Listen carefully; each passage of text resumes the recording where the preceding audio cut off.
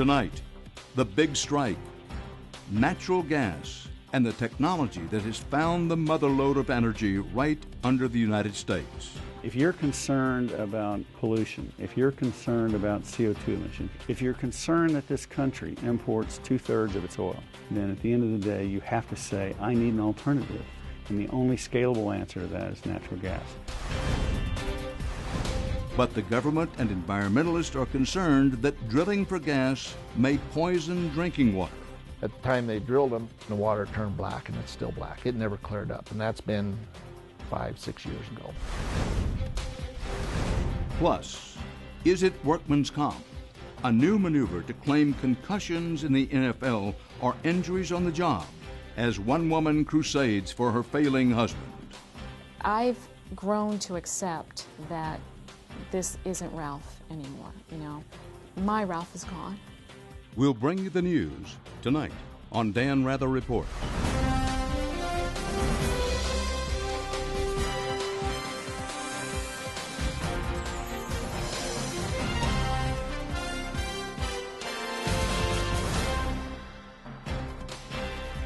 Good evening from New York.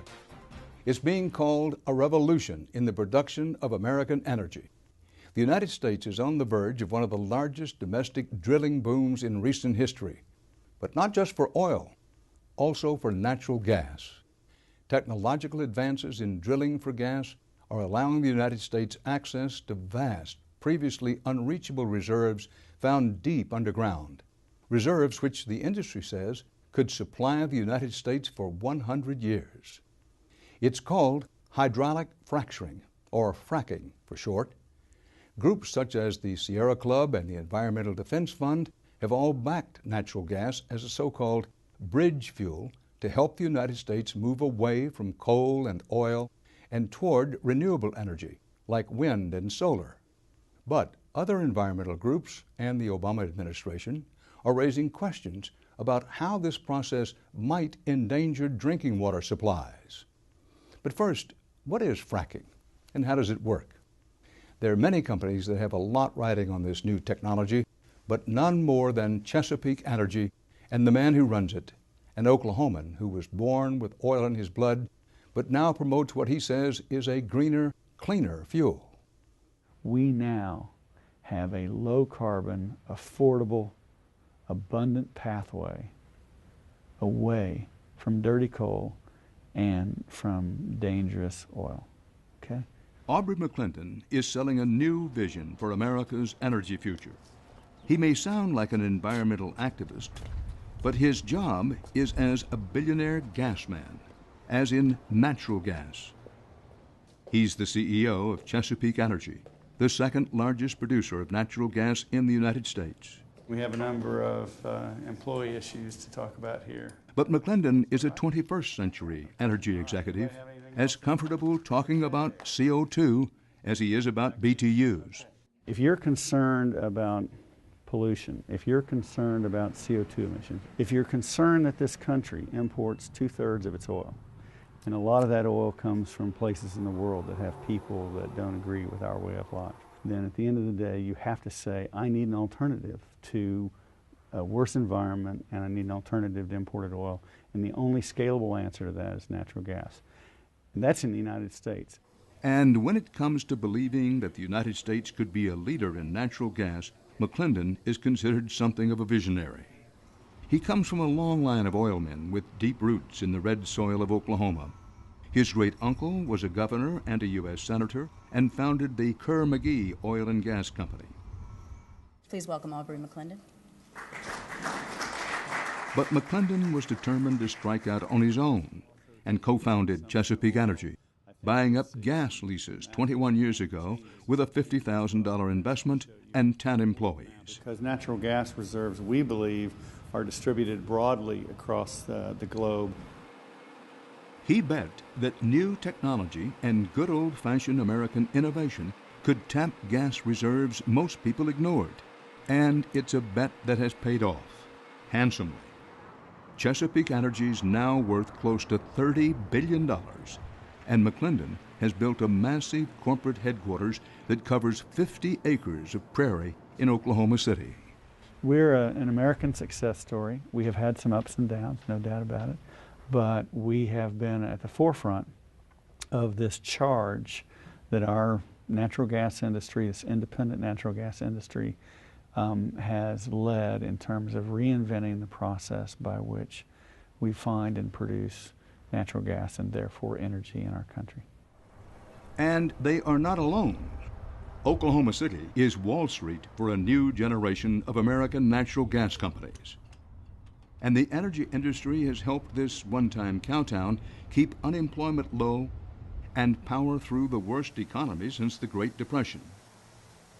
McClendon passionately believes natural gas is the answer to America's future energy needs, and not just for heating homes or generating electricity. So what do you have out here? Well, I think we have a Chevy Tahoe here. And when you come here and listen to the sales pitch, you get the sense that anything is possible. Take the good old-fashioned American automobile. And this runs on compressed natural gas? Right, so natural gas has to be compressed to put enough power in a fuel tank to make it go a reasonable distance. We want you to know it's clean, it's affordable, abundant, and American. Now, if you don't mind bending over just a little bit with me, that is the steel that protects the compressed natural gas tank, okay?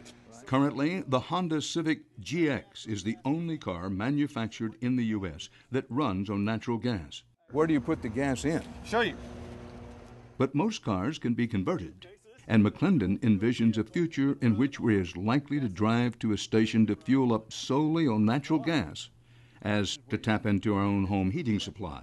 Today, you can actually go out and buy a home appliance that's UL certified. You can put in your garage, and you can fill up at night. And I only pay $1 a gallon for my fuel. Can you envision the time in my lifetime, let's say over the next 5 or 10 years, I should be so lucky, but over the next 5 or 10 years, can you imagine that you're going to have compressed natural gas stations as we now have gasoline stations? The good news is it's only about a $20 or $30 billion problem. And I used to think a couple years ago that was, a lot of money, but the way our government throws it around today, it's chump change. And for chump change, again, you can change the course of history in this country for the better. Well, let's take a ride. Okay, let's do it.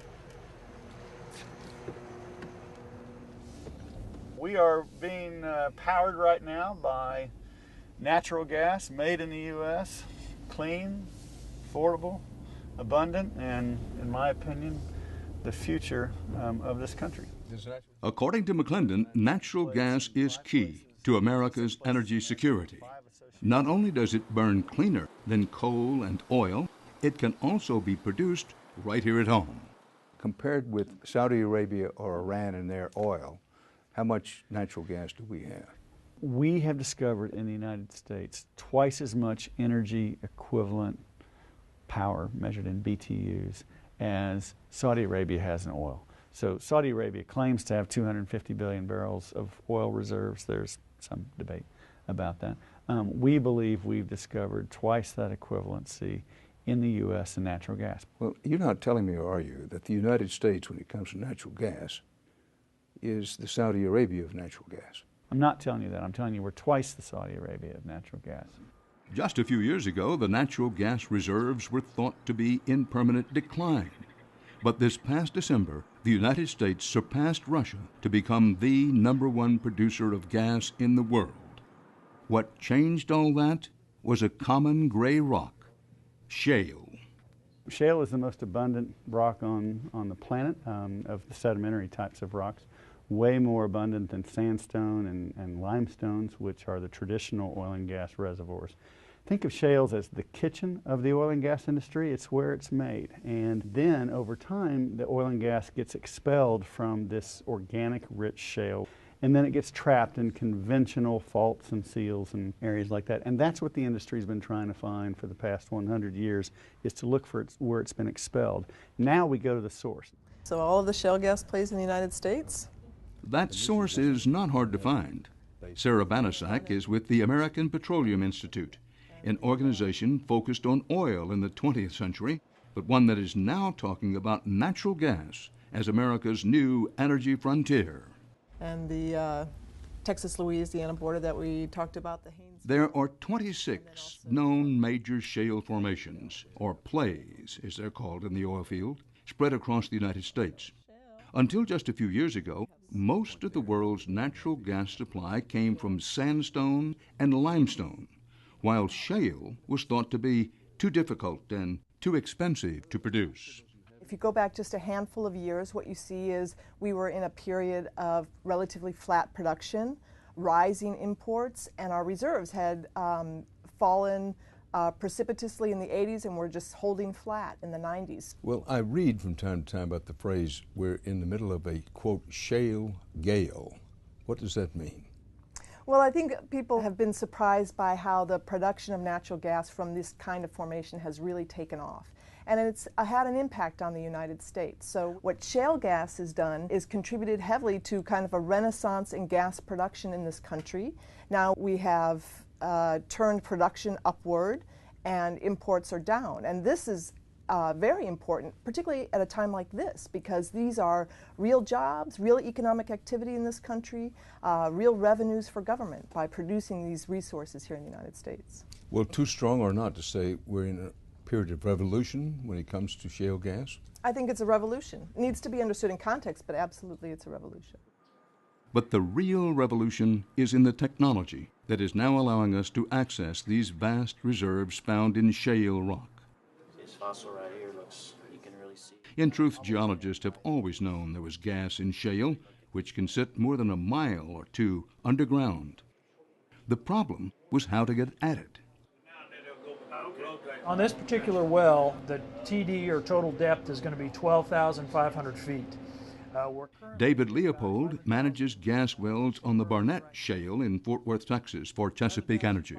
And on this well, we've drilled down about 7,000 feet, and then we're drilling horizontally, and we're out about 4,500 feet right now. We have another 1,000 foot to go. So close to a mile out by the time we're done. The breakthrough came by finding a way to combine two common drilling techniques, horizontal drilling and hydraulic fracturing, or fracking as the industry calls it. This is how it works. First, the well is drilled vertically, and then the drill is turned sideways and continues to drill horizontally for a mile or more. You know, we don't turn 90 degrees right away. This is a gradual turn, and so over about 500 feet, we go from vertical to horizontal. A steel casing is then inserted in the hole and cemented in place.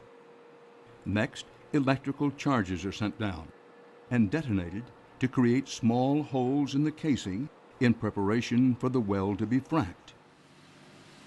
Fracking a well involves injecting millions of gallons of water mixed with sand and chemicals into the ground. They pump the slurry into the wellbore at extremely high pressure, forcing the rock to crack or fracture to allow pathways for the gas to flow out. And by cracking open the shale, they have also opened a new frontier for energy. To apply the old technology of hydraulic fracturing to the new technology of horizontal drilling and apply those technologies to shale, and that kind of triple play of new approaches has given us the chance to change everything that we know about the energy business in the U.S. today as well as the world. The change has been dramatic. There is so much gas found in shale that one recent industry study determined there is enough to supply the United States for a century. The challenge now becomes knowing the best locations to drill. A few years ago, Chesapeake built their own research center and filled it with scientists McClendon handpicked. They now spend $300 million a year solely to study shale. Right. Where are we? This is the heart of the Reservoir Technology Center here. This is where we receive core, and the cores come in these aluminum barrels. This one particularly came from 8,600 feet. So these come from the subsurface. Cores are taken from various depths in the drilling process, making the research center a virtual library of shale with 30,000 feet of samples from around the country. Every 2 feet of rock is meticulously bar-coded, labeled, and analyzed to determine which has the most gas. Well, let me show you a couple of some world-class gas shale. And this is Don Harville manages the center, and Rick Savor is Chesapeake's chief petrophysicist. And you can see that it's black colored, it's organic rich, it's competent, it's brittle enough to fracture. You know, a lot of shale that you pick up would just fall apart in your hand.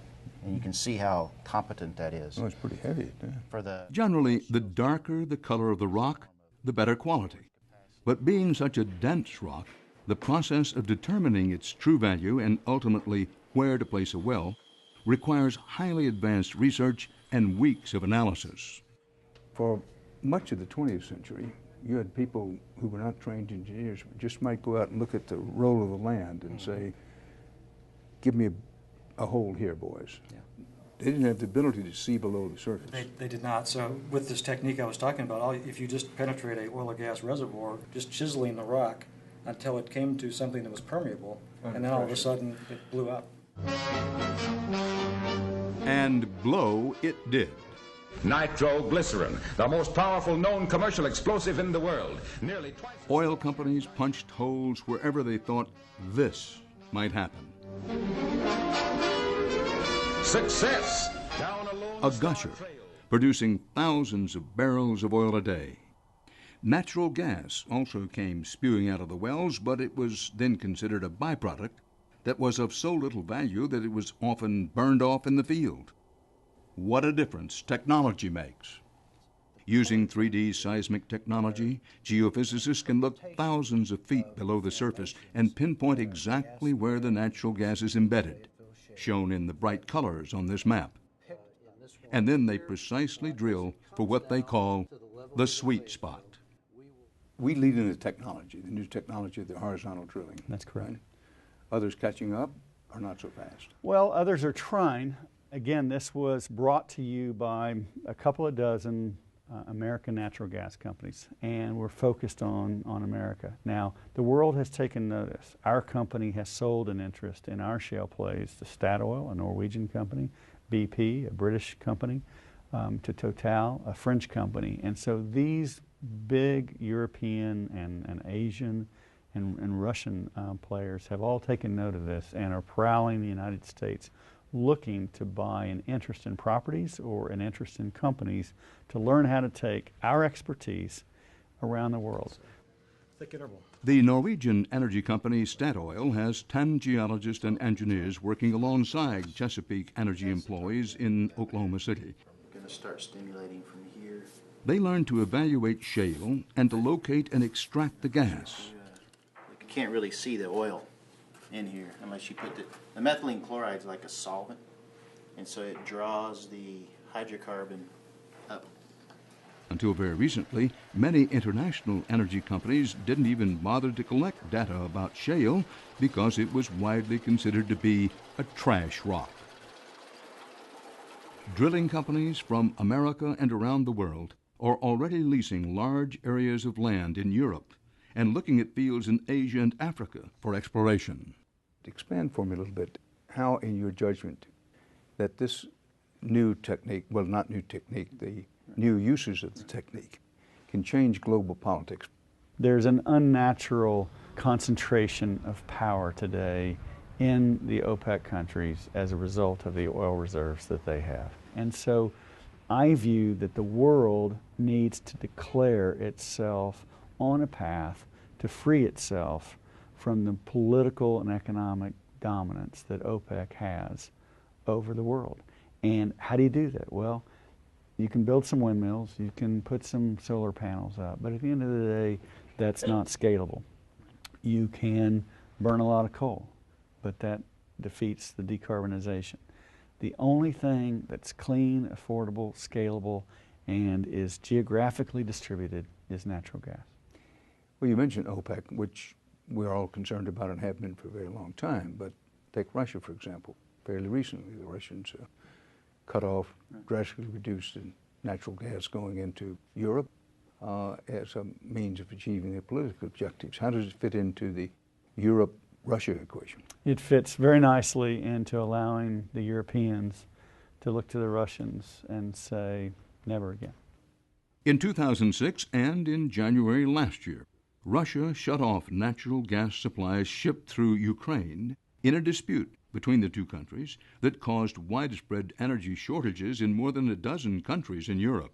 We think there are abundant shale gas reserves in Europe, and there are many companies today that are focused on developing those.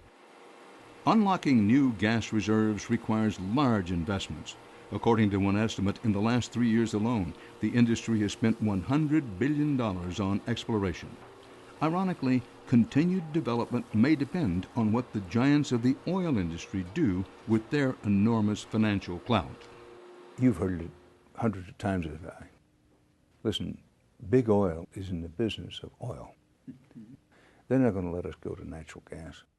They squeeze off anything in competition because that's just in their nature. It's not that they're evil people, goes this argument, but oil is their business.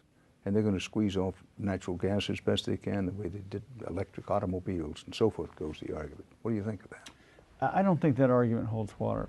Access to reserves of future oil barrels is today more difficult than it's been probably at any other time in the history of the energy business. And so as a consequence, these major international oil companies are all transitioning away from oil to natural gas. Are they really doing that, or is it just appearance of doing it? No, they're actually doing it, and always follow the cash. And what you'll see is Exxon just spent $40 billion to go buy the second largest producer of natural gas in the U.S., XTO Energy in Fort Worth, Texas. Every company, big company in the world today is making a transition to natural gas. Why? It's because it's more abundant and because it's cleaner and it's cheaper. Why wouldn't they? Someday you'll be referring to those guys as big gas, not big oil. Aubrey McClendon. Now, coming up next, big implications for natural gas from a small town in Wyoming where some people believe well water pumped near fracking sites has made them sick. That story is next.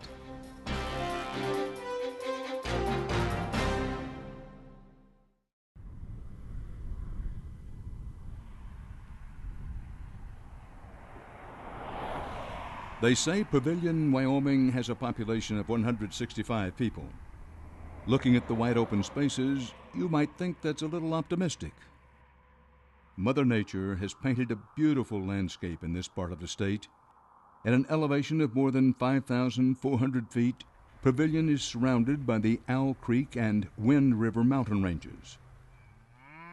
But it's not what's on the surface. It's what's underground that makes Pavilion more than just a wide spot in the road. This part of Wyoming sits on large reserves of natural gas, some of the largest in the country.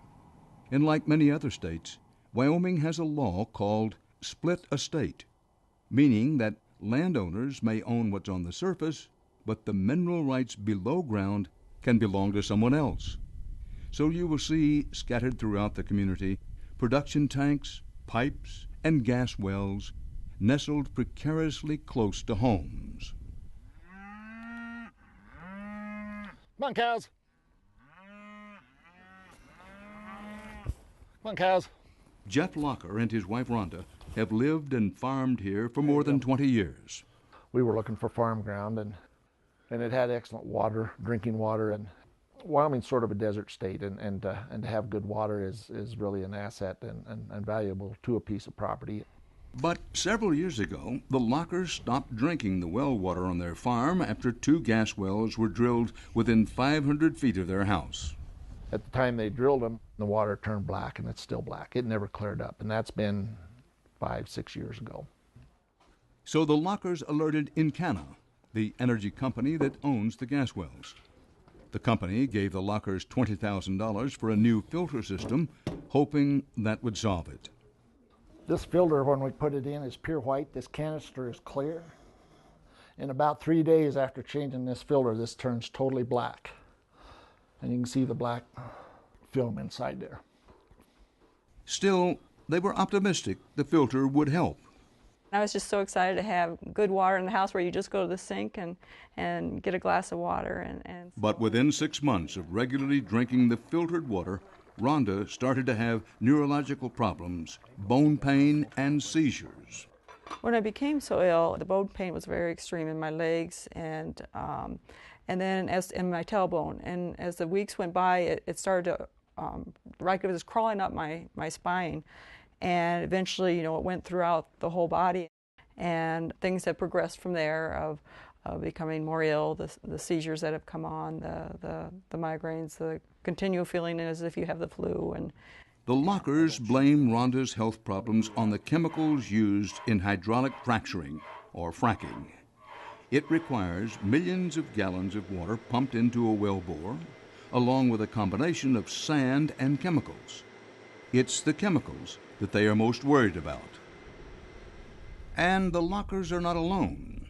Other families in the area had similar complaints. There's been talk of unusual illnesses, even young animals dying from neurological disorders. And folks here are pointing the finger at the gas company. It doesn't take long to go through 35 or 40 gallons of water. You know, it's either this or drink water with an unknown toxic chemical in it. And you don't realize how precious it is until you have to start doing this. And John Fenton, like his neighbors, the Lockers, must haul his family's drinking water from town 40 miles away. I'd haul it in bigger jugs, but I'm not always here, and I don't want my wife to have to carry a 60-pound jug of water. So this is the most practical way right now, if there is anything practical about it. The Fentons have several gas wells on their farm, one of them just 350 feet off their front porch. State really doesn't make them do anything. They're self-regulating. I've yet to see an inspector of any kind out here. BLM, Oil and Gas Conservation Commission, you don't see them. They're left on their own. After the gas well near their home was drilled, the Fentons' youngest son, Johnny, 3 years old at the time, started having seizures. Come on, boys. They say they're concerned that their well water could be a cause. So Fenton and his neighbors joined forces and pleaded with the government to step in. Their first stop was the U.S. Environmental Protection Agency. Luke Chavez is a scientist with the Denver office of the EPA. When you get several people that have mentioned, yes, our water has been clean for the past 30 years and probably, 4 or 5 years ago, they're all, saying that, yes, their water has some, just crazy odors and smells, or, the visual to the water is not something, that looks good to drink, and, and where they're located, and so just various things like that, you go, well, maybe we at least need to go collect some science and some data and try to find out what might be happening in their water. But the scientists with the EPA had a problem. Even though the agency is mandated by the Safe Drinking Water Act to monitor the quality of the drinking water across the United States, the EPA has been restricted from testing water near oil and gas fracking sites.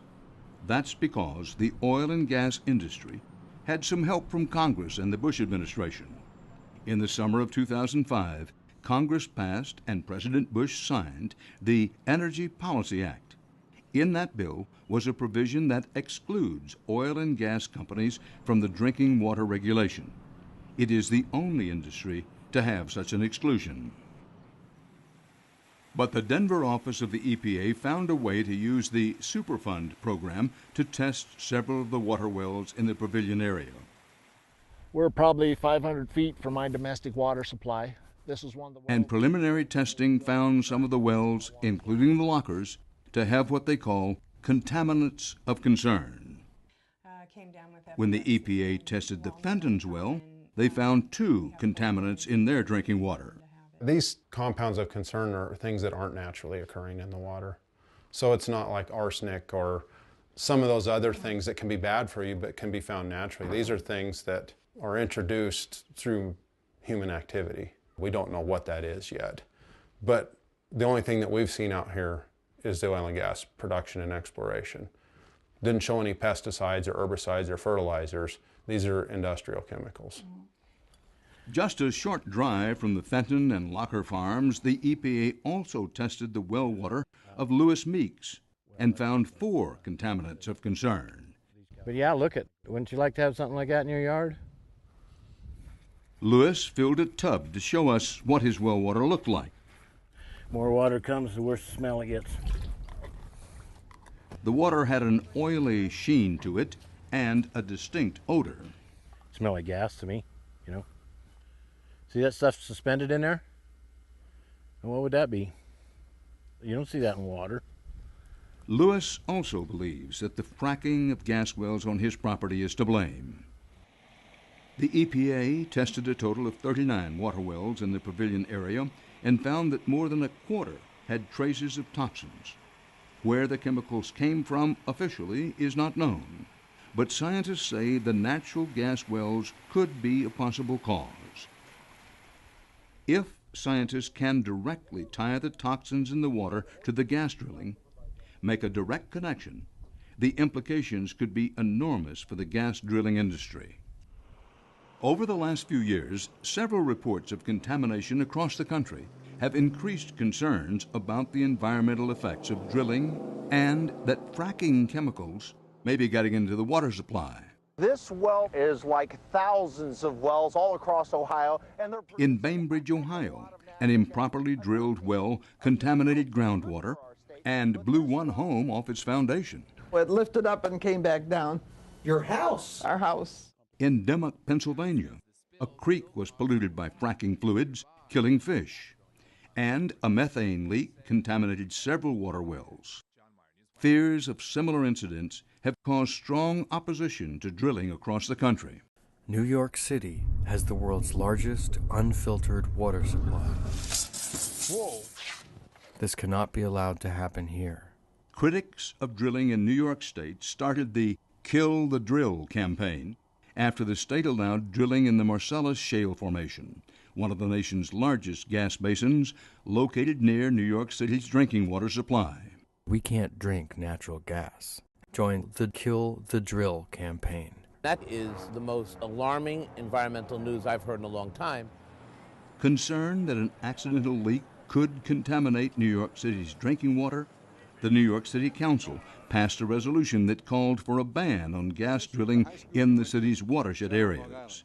James Gennaro is a member of the New York City Council and sponsored the resolution. It's just not the kind of activity for a pristine, unfiltered water supply that supplies the drinking water needs of 9 to 10 million people. It's just not the place to do it. It's a water supply.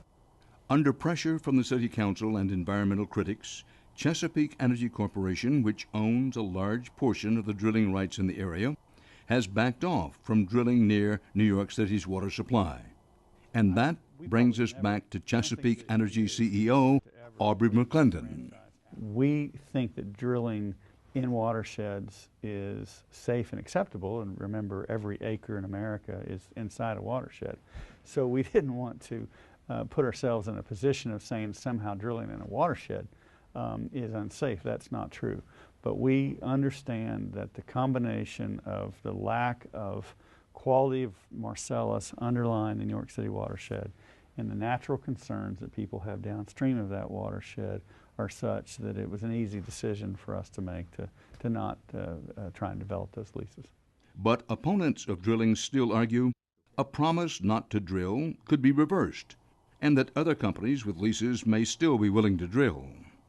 In December, the U.S. Environmental Protection Agency weighed in, telling New York State, quote, a greater emphasis needs to be placed on the potential health impacts that may be associated with gas drilling and hydrofracturing. The stakes are high. Gas drilling fees, paid by energy companies to the state, would bring desperately needed revenue to a cash-strapped New York. It's my understanding, correct me if I'm wrong, that Governor Patterson, present governor, right, thinks drilling is a good idea. He absolutely does. We're going to get some state revenue from this drilling? Yes. And the state, let's face it, is almost broke, if not broke.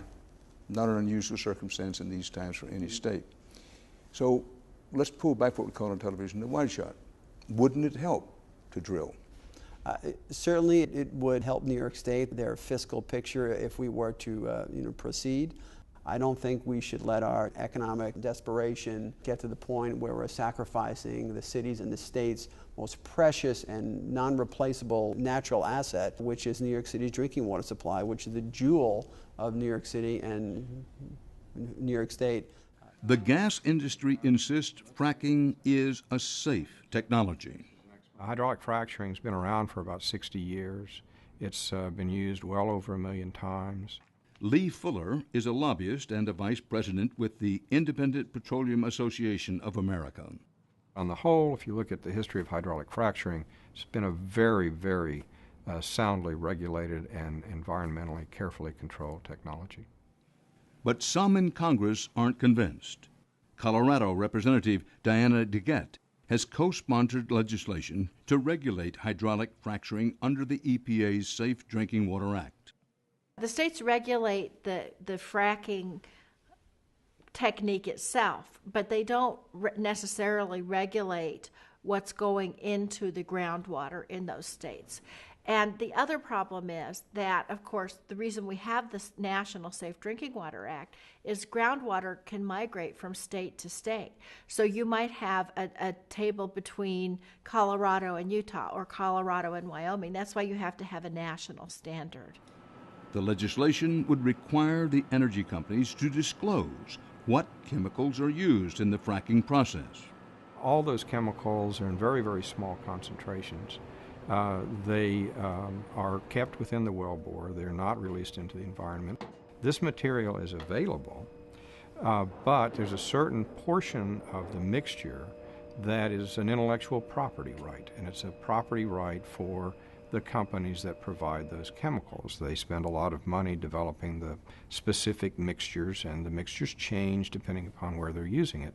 They don't want to reveal that information. It's a competitive business issue. I'm sympathetic to that, and in my bill, I have a provision that says they will not have to disclose trade secrets.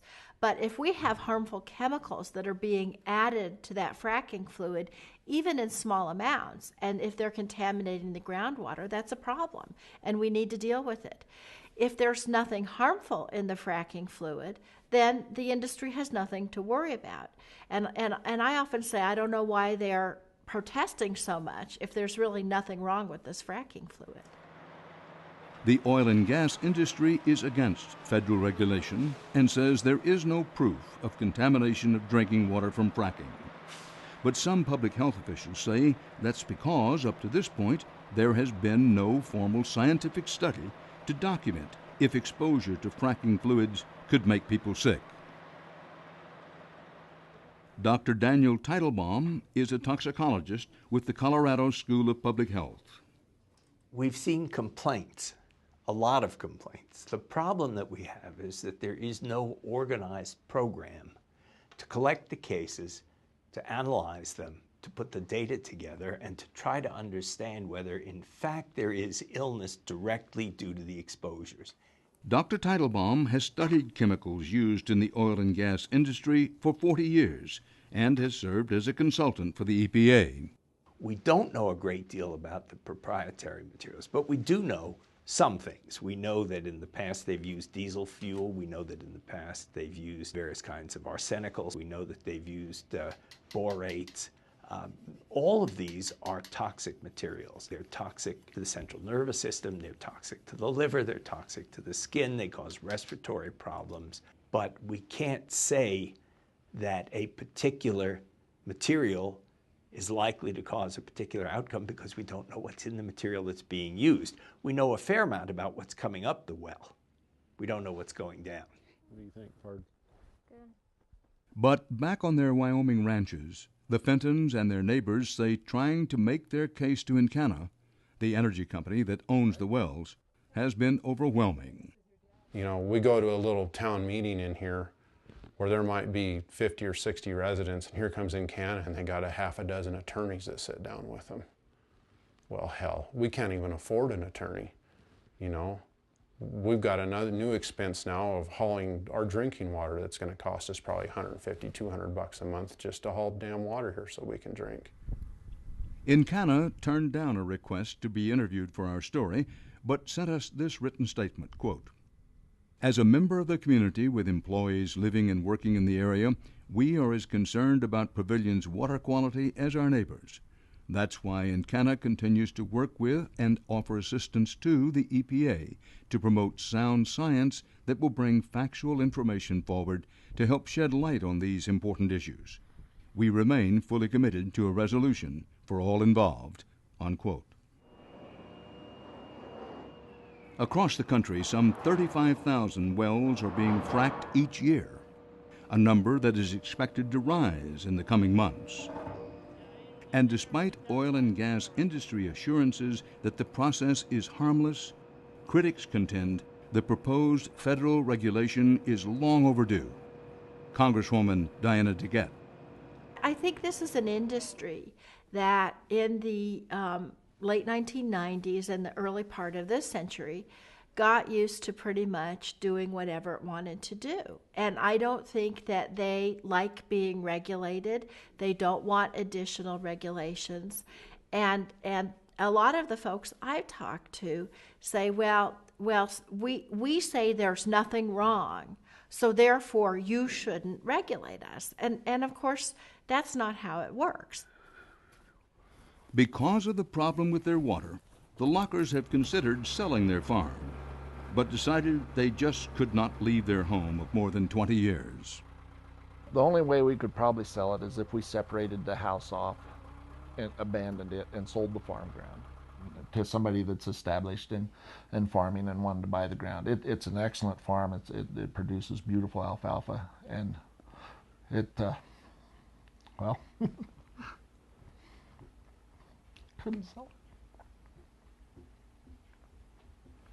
it. Rhonda Locker is currently diagnosed with an unspecified neurological disease. Once she has the final EPA results of their well water, Rhonda can go back to her doctors for more testing. And even the tests that they run on Rhonda, the toxology test, they sort of need to know what they're looking for. They could see there's a problem, but they just can't find what it is. So right now all they can do is treat the symptoms and try to make me, what they say, as comfortable as possible. You know, natural gas, I think, is going to probably be the next buffer between the coal and the so-called dirty fuels and the clean fuels, wind energy, and I think natural gas is probably going to be that buffer. I'm not against natural gas production, but I think the technology and the resources are there that they need to look at what's happening with these fracking fluids and drilling fluids.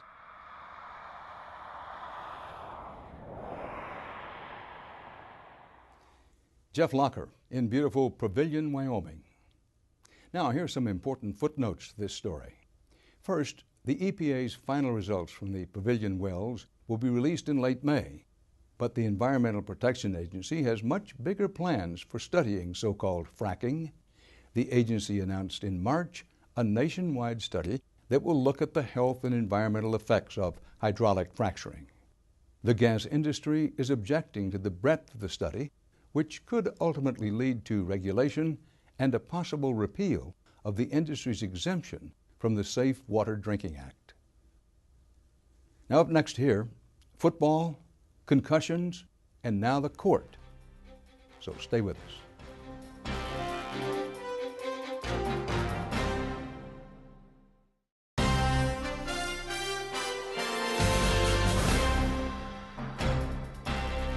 Finally tonight, we return to a new and potentially game-changing development in a story we've been reporting for well over a year. The dangers of repeated concussions, particularly in sports like football. We have looked at the fierce scientific debate about whether these concussions can cause dementia later in life. Well, soon that debate will move from medical labs and hospitals to a courtroom in California, thanks to one man and the woman who loves him. You gotta tip it up a little more. Okay. Got it? Let's get this. Seeing him today, you would never guess that Ralph Wenzel used to be a star football player. Yeah? Hello. How are you? We first met 67-year-old Wenzel a little over a year ago. He was already a far different man from the one his wife, Eleanor Perfetto, first met. Ooh, your hand is cold.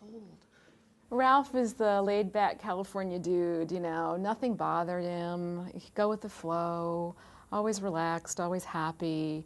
And we had a lot of common interests. We both loved food and cooking and wine, and we loved to travel. Wenzel played 7 NFL seasons from the late 1960s to the early 70s.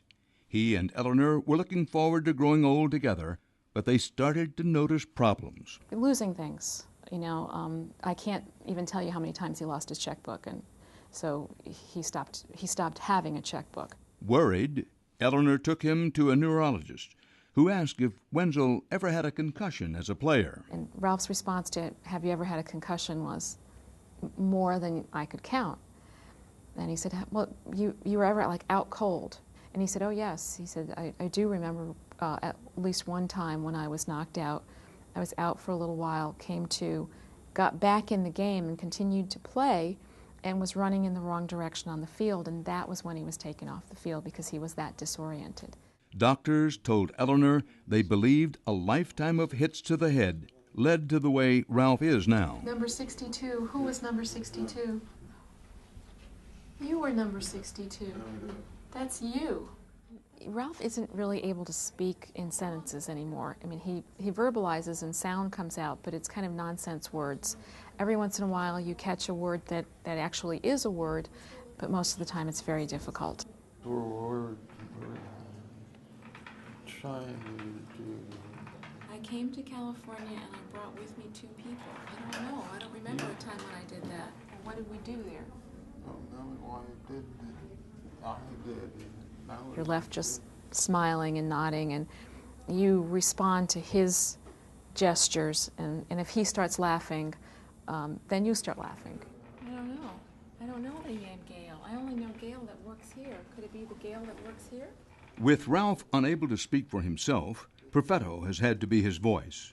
And on April 5th, she filed a simple 5-page government form that could forever change the relationship the NFL has with its players.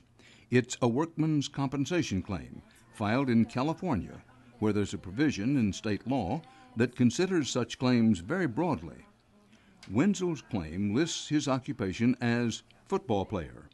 His employer is listed as the San Diego Chargers, where he played for a couple of years in the early 70s. The body parts injured: head, brain, psyche. And under California law, you're eligible for workman's comp even if you only work a day in the state. So anyone who played for even a visiting team could follow Wenzel's lead. There isn't any amount of money that's going to make Ralph well. There's no amount of money that will do that. That's not really what I'm looking for. I'm trying to make them understand that this is a very lengthy process, and wives and families are going through very difficult times. I've talked to wives who don't want anyone to know this is happening to their husband. They still feel like it's an embarrassment for them, and so they're not getting the support that they might need. They're not getting the help that they might need, and so I think that that's a place where the league could be helping more. It's not handing out cash to people. It's helping them get through 10 or more years of really difficult times and helping them get through it and understand it. That's you. Right? In the middle of the game. There you are over there in that one too. You're in that picture. And who made this box here? You and Tina did that together? Yeah. That's from your walks, right? That's from all the things you pick up on your walks when you go for a walk. And you pick up little treasures. Yeah. You pick up little treasures, and that's your box that you guys made.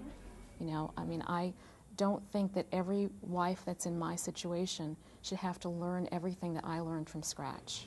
You didn't want an apple or an orange instead of a Rice Krispie treat? It could be years until Wenzel's claims are decided, but the case promises to bring the science of brain injuries into court, and the result could be a legal precedent that would potentially open the floodgates for millions of dollars in payouts from the NFL to players with similar claims.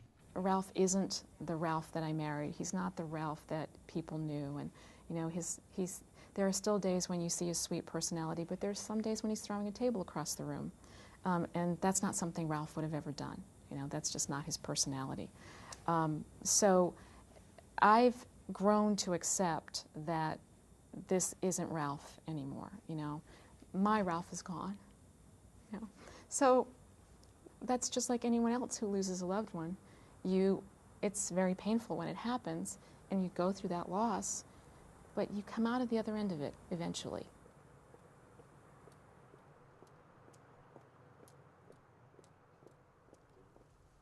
Eleanor Perfetto says that in the days since she filed the workers' compensation claim, she has heard from several wives wanting to know more about the signs and symptoms of dementia.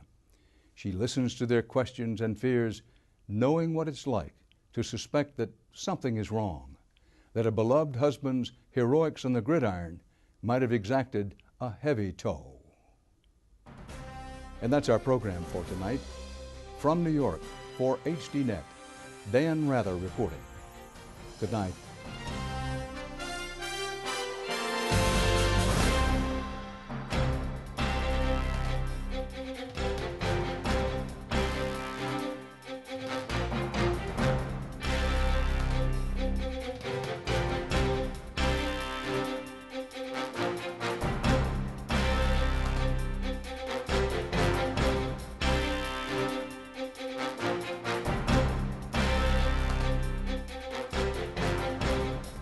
If you would like to add your name to an email list for information on upcoming programs, or if you would just like to send a question or comment, please email us at viewer@hd.net.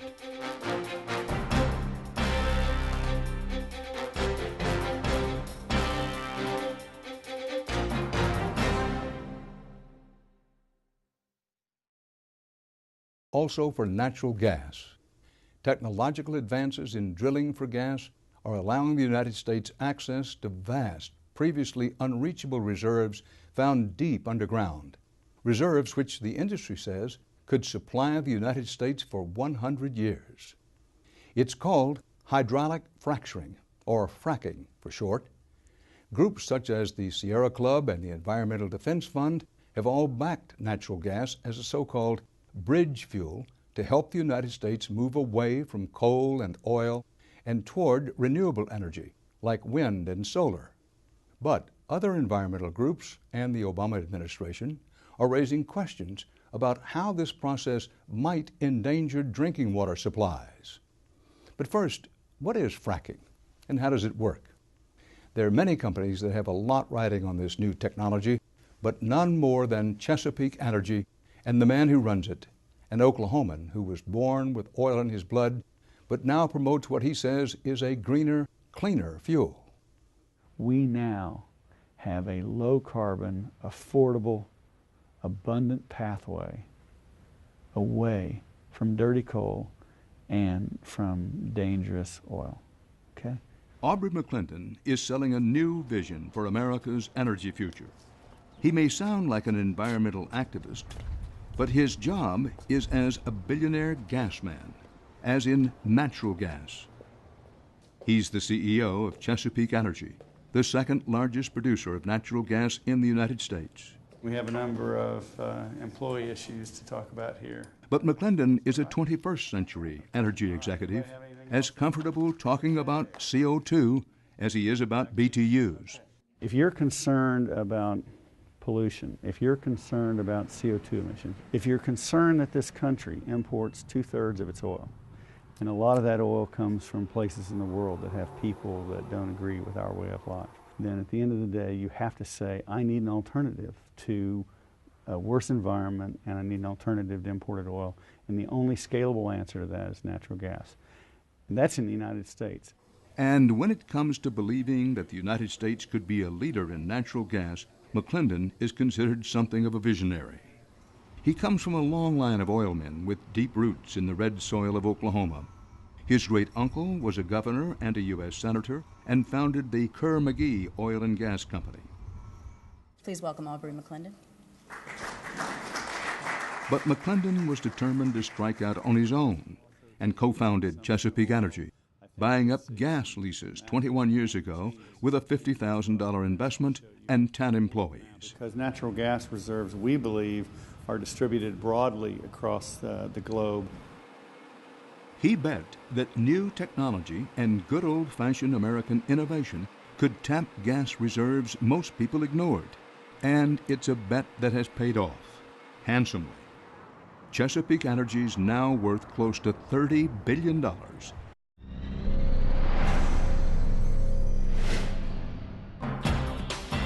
Tonight, the big strike, natural gas, and the technology that has found the motherlode of energy right under the United States. If you're concerned about pollution, if you're concerned about CO2 emissions, if you're concerned that this country imports 2/3 of its oil, then at the end of the day, you have to say, I need an alternative.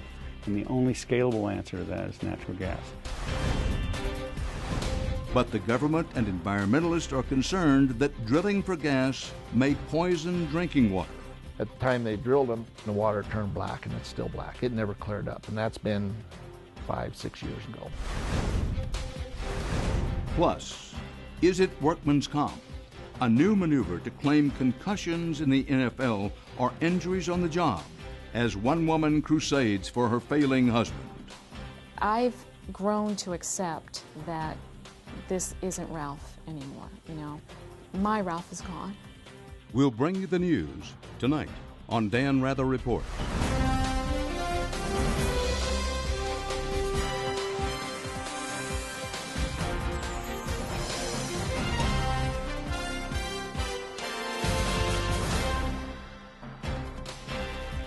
Good evening from New York. It's being called a revolution in the production of American energy. The United States is on the verge of one of the largest domestic drilling booms in recent history. But not just for oil. The GX is the only car manufactured in the U.S. that runs on natural gas. Where do you put the gas in? Show you. But most cars can be converted. And McClendon envisions a future in which we're as likely to drive to a station to fuel up solely on natural gas as to tap into our own home heating supply. Today you can actually go out and buy a home appliance that's UL certified. You can put in your garage and you can fill up at night. And I only pay $1 a gallon for my fuel.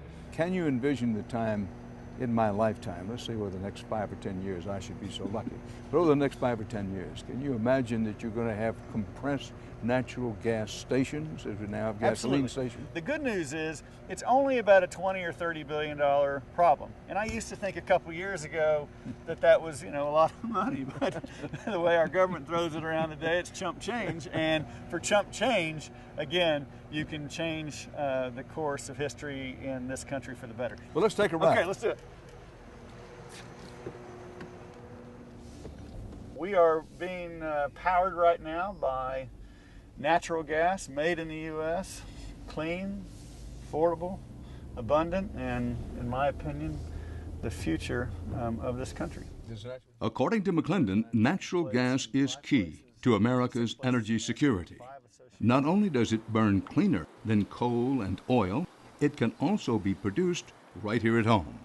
Compared with Saudi Arabia or Iran and their oil, how much natural? And McClendon has built a massive corporate headquarters that covers 50 acres of prairie in Oklahoma City. We're an American success story. We have had some ups and downs, no doubt about it, but we have been at the forefront of this charge that our natural gas industry, this independent natural gas industry, has led in terms of reinventing the process by which we find and produce natural gas and therefore energy in our country. And they are not alone. Oklahoma City is Wall Street for a new generation of American natural gas companies. And the energy industry has helped this one-time cowtown keep unemployment low and power through the worst economy since the Great Depression. McClendon passionately believes natural gas is the answer to America's future energy needs. And not just for heating homes or generating electricity. So what do you have out here? Well, I think we have a Chevy Tahoe here. And when you come here and listen to the sales pitch, you get the sense that anything is possible. Take the good old-fashioned American automobile. And this runs on compressed natural gas? Right, so natural gas has to be compressed to put enough power in a fuel tank to make it go a reasonable distance. We want you to know it's clean, it's affordable, abundant, and American. Now, if you don't mind bending over just a little bit with me, that is the steel that protects the compressed natural gas tank, okay? Currently, the Honda Civic